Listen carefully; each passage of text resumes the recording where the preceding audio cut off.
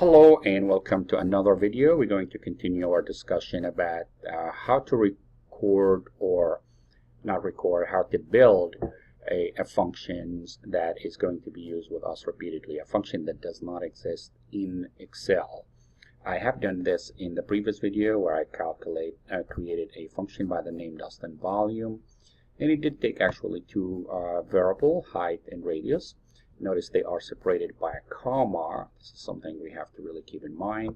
And the name of the function must be on the left side of an assignment statement. We don't call it an equation. Don't let this equal sign fool you, because this is really waiting for all this calculation to take place. Then the result is going to be assigned to the name of the function. So the function will be returned or will return directly into the spreadsheet, to be exact, on the same cell that initiated the call for it, as we have seen in these videos, in the last videos. Here we called it.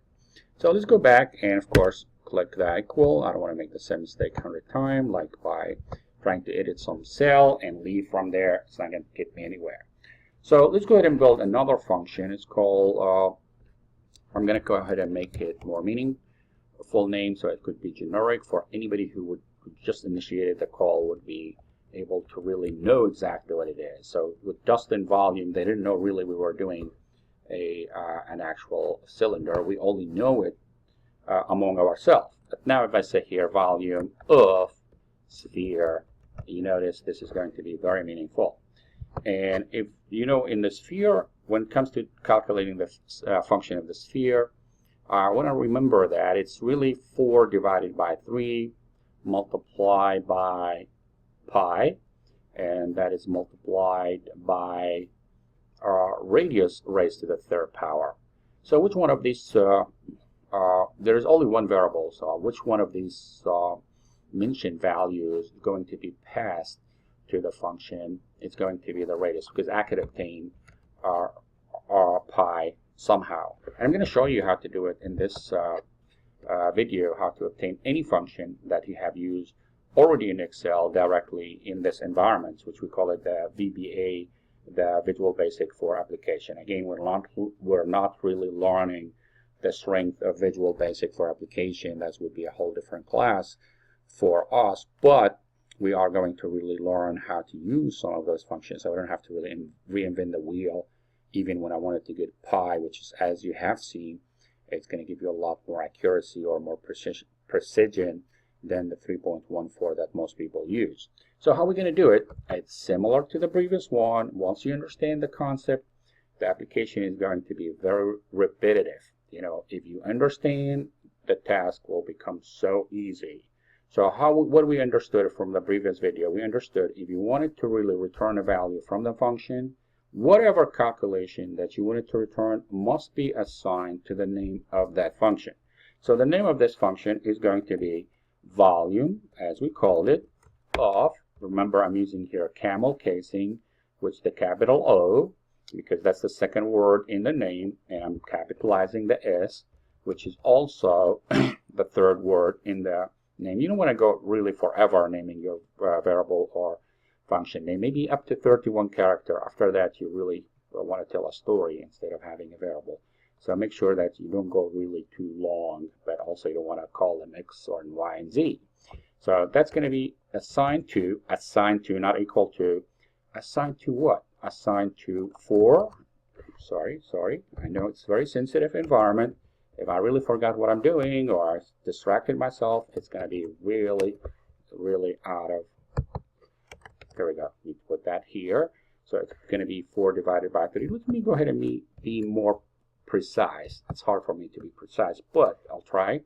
It's 4 divided by 3 multiplied by what? Multiplied by pi. Again, I don't want to really go back and look at pi 3.14519 and all that stuff, which goes really endlessly. I'm going to use the function pi directly here by telling Excel, go ahead and look at the worksheet and bring me pi from there. Somehow bring it so it will be part of the calculation without having me to remember. Okay, we got it. So there is actually, you have to start with worksheet. Okay, function, that's together, dot. When you put the dot, you're going to have access to all sort of function that you already know. You already know many of those functions you don't know, but some of them, of course, you know, like the sum right there. And here we go, the sum. You have worked with sum, you have worked with sum f, you have worked with some ifs, you have some work with many of those functions. And one of them happens to be pi. See here? And of course, all function would be followed with the parentheses, whether they're receiving something or not.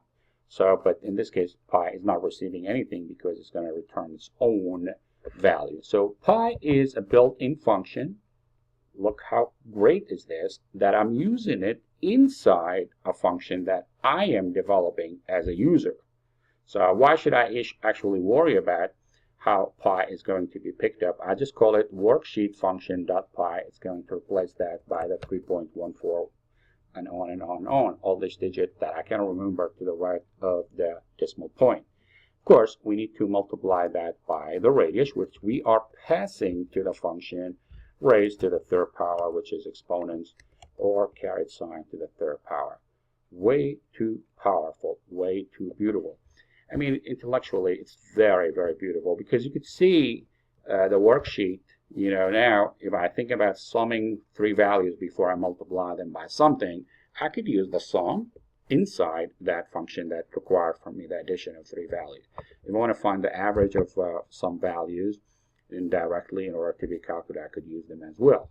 So let's go ahead and see how we're going to go ahead and use this function, which is going to be called volume of sphere.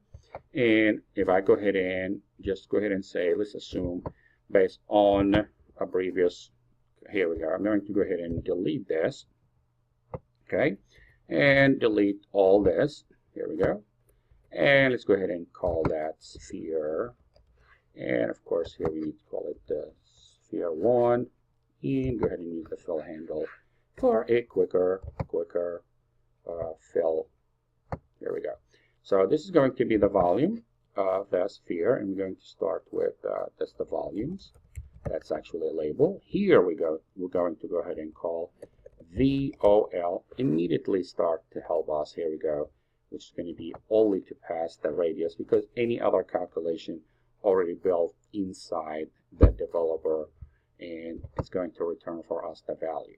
You could imagine what kind of possibility that you could do with something like this. It's endless. You could do anything basically that requires some calculation. And if you want to take this a little bit for an extra, you know, natch or something that you could go ahead and learn more, I would like to learn, even you are not a computer science or information system major, to really explore that. So it would be very informative for you to deal with in the real world, because you might be able to work with a person who does programming. You ended up telling them what they need to do for you as a system or business analyst, and you need to understand a little bit of programming. Anyway, so let's go ahead and go back into the Visual Basic to see that we already have two functions. Visual Basic is very friendly. It divided the two functions with a line to tell you that you already have built. And we could go ahead and build another function. For example, if I wanted to find a function that is going to calculate for me something like as simple as the area of a circle, okay?